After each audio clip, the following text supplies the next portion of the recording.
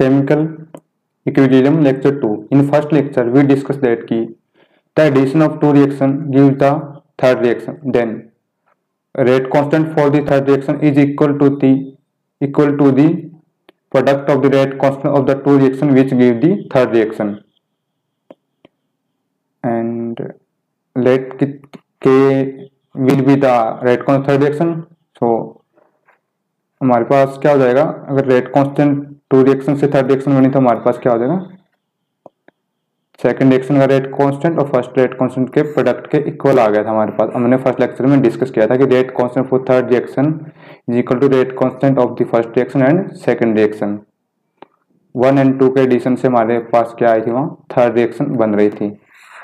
तो rate constant third का आएगा K1 इंटू K2. तो अब हम इसका एग्जाम्पल देखते हैं.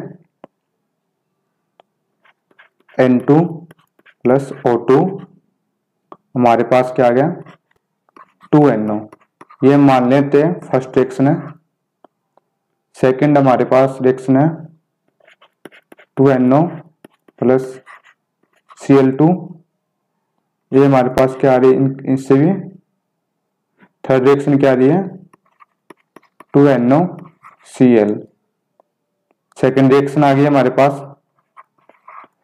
थर्ड रिएक्शन क्या है N2O2 Cl2. इससे क्या बना हमारे पास 2NOCl. लेट की फर्स्ट रिएक्शन के लिए rate constant K1, for second K2, third के लिए K rate constant. If we add the first and second reaction then we get the third reaction. You can check if we add the first and to give the third reaction. So the rate constant for third reaction is equal to rate constant for first reaction and rate constant for second reaction.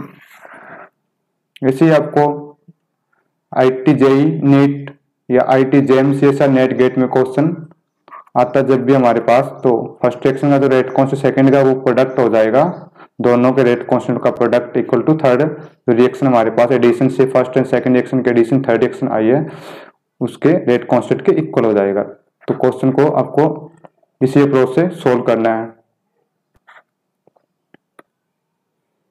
Late general reaction A plus B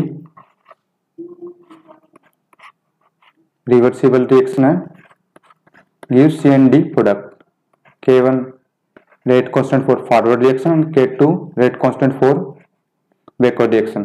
Then Arrhenius equation for this reaction, Arrhenius equation for this reaction. First इसको first let reaction first. Then Arrhenius equation for this reaction will be log K2 by K1. हम activation energy use कर रहे हैं, उसकी जगह हम put कर लेंगे डेल्टा हीट ऑफ एंथैल्पी. ये भी हमारी एनर्जी होती है. फोन में क्या होता है 2.303 R होता है, और यहाँ क्या होता है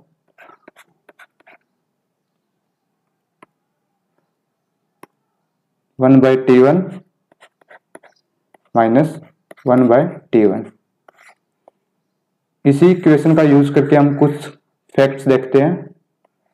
temperature, enthalpy and K1 K2 के बीच में हमारे पास क्या आ जाएगा, 3 केसेस बन जाएंगे इनके. अगर फर्स्ट केस हम लेके चलते हैं, हमारे पास क्या है, फर्स्ट केस है हमारे पास केस फर्स्ट. अगर हमारे पास क्या डेल्टा H 0, ये गिवन रिएक्शन है, इसके लिए हमारे पास डेल्टा H 0. ये हमारे पास Arrhenius इक्वेशन है. इस जनरल रिएक्शन के लिए Arrhenius इक्वेशन हमारे पास क्या होगी, ये हमारे पास Arrhenius इक्वेशन है. अगर डेल्टा H 0 है देन हमारे पास क्या होगा, डेल्टा H 0 अगर यहाँ से अगर log K2 का 0 आ गया, तो 0 कब होता है हमारे पास log, जब log 1 हो, log 1 होता है 0. तो हमारे पास जो log K2 by K1 है 0 आ गई है. 0 कब होता है, ये log 1. तो यहां से K2/K1 आ गया हमारे पास 1, तो हमारे पास क्या आ गया यहाँ से K1 equal to K2 value आ गई जब डेल्टा जीरो, तो क्या होगा हमारे पास यहाँ जब डेल्टा जीरो होगा तो हमारे पास K1 इक्वल टू K2। तो इस केस में क्या होगा हमारे पास, अगर K1 K2 इक्वली है हमारे पास डेल्टा जीरो है, तो टेम्परेचर जब भी हम चेंज करेंगे temperature, then no effect of temperature in this equation, so we can say that कि नो इफेक्ट ऑफ टेम्परेचर,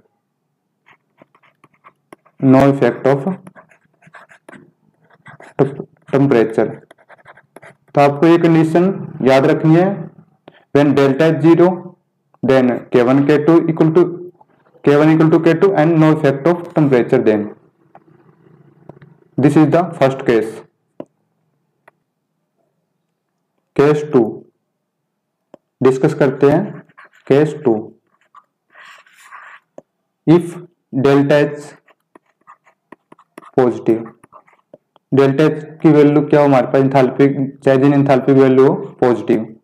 इस केस में हमारे पास अगर पॉजिटिव है, डेल्टा एच पॉजिटिव है, तो हमारे पास क्या होगा, जो T2 ग्रेटर देन होगा T1 से। इफ डेल्टा एच हमारे पास क्या हो पॉजिटिव हो, तो इस केस में हमारे पास जब सोल्व करेंगे हम इसको वैल्यू पुट करेंगे तो हमारे पास T2 ग्रेटर देन T1 आ जाएगा। तो इस केस में हमारे पास क्या होगा, अगर ये पॉजिटिव वैल्यू है तो log K2/K1 हमारे पास क्या हो जाएगा, पॉजिटिव आ जाएगा। तो इस केस में जब log K2/K1 हमारे पास पॉजिटिव वैल्यू है, तो इक्वेशन हमें वी फाइंड दैट की जो K2 equal to K1, if log K2/K1 positive then we find that की K2 ग्रेटर देन K1। तो कंडीशन क्या आ जाएगी इस केस में, K2 will be greater than K1। If delta is positive, then we can say that ki energy is consumed in the reaction. Then we say that ki it is the endothermic reaction. Endothermic reaction. Case third. We discuss case third. If delta is negative, change in enthalpy value negative, then if delta is negative then we find T1 greater than T2 in this reaction if delta is negative. Then if delta is negative, then this value whole value negative and log K2/K1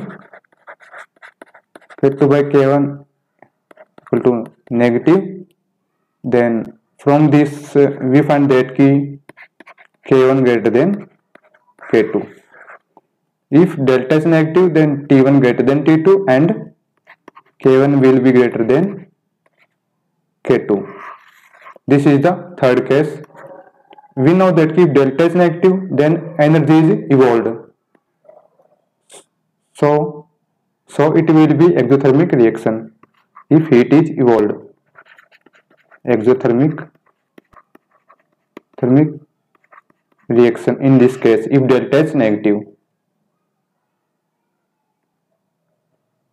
We discuss all the facts of the Hernig equation, and when delta is positive we find that the reaction is endothermic, and if delta is negative then reaction is exothermic reaction. So the graph for the exothermic and endothermic reaction in between log K and T for an reversible reaction which in equilibrium, then we find that ki the graph between log K and T for a reaction A plus B in equilibrium with product C and D, then the graph log K and T if the reaction is endothermic, curve will be like this. If heat is consumed in the reaction, then the graph between the log of equilibrium constant and temperature when a reaction proceed. So in this case, if the reaction is proceed and delta H value is positive, then the reaction is exothermic, and in this case curve like this.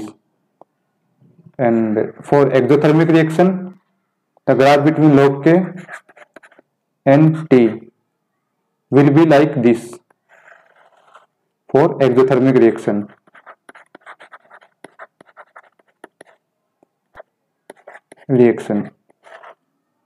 Because in this case the energy is consumed in the reaction.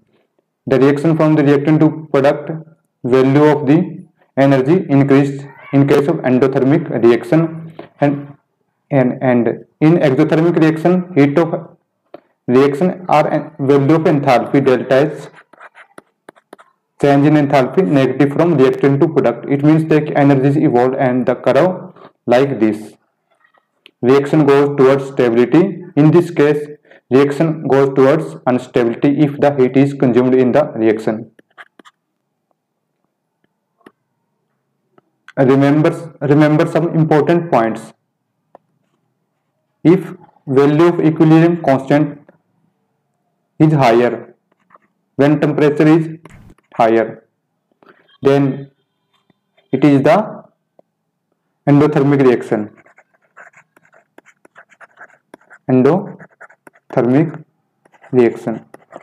If rate constant is high and temperature also high, so in this case the reaction is endothermic reaction.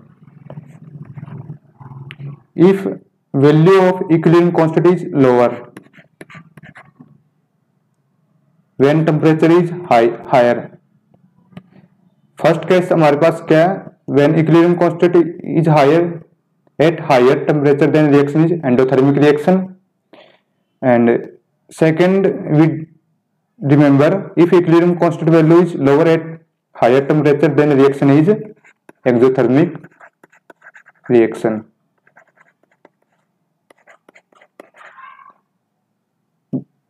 Both are the important points, so remember these points for the exam point of view.